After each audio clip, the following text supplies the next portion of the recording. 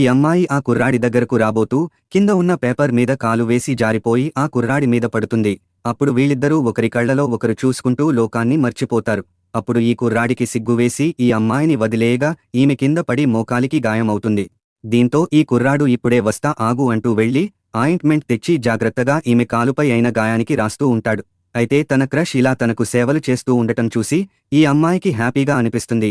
అలాగే ఈమె జిమ్ నీకో విషయం చెప్పాలంటూ నువ్వంటే నాకు అని చెప్పేలోపే అక్కడికి క్లాస్ లీడర్ వచ్చేస్తుంది. అయితే వీళ్ళిద్దరూ క్లాస్ లీడర్ రావడం చూసి వెంటహితురాలి నోరు మూసి ఆగవే బాబు అందరికీ చెప్పేసేలా ఉన్నావు అని అంటుంది. అలాగే అవును అతనంటే నాకు ఇష్టమే, కానీ నాకు ఎలా ప్రపోజ్ చేయాలో రాట్లేదు అని అంటుంది.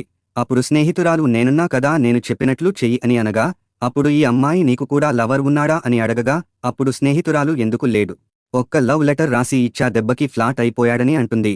ఇది వినగానే ఈ అమ్మాయి కూడా లవ్ లెటర్ రాయాలని నిర్ణయించుకుంటుంది. అలాగే ఈమె క్లాసులో కూర్చుని లవ్ లెటర్ రాస్తూ ఉంటుంది. అప్పుడు క్లాస్లోని ఒక అల్లరి పిల్లాడు ఈమె రాస్తున్న లెటర్ చూసి ఆల్కిరిస్తాడు. అయితే బ్రేక్ టైంలో ఈ కుర్రాడు తన చేతిలో ఉన్న లవ్ లెటర్ చూసి దాన్ని చదువుదాం అని తెరవగా ప్రియమైన జిమ్ అని లెటర్ స్టార్ట్ అవుతుంది.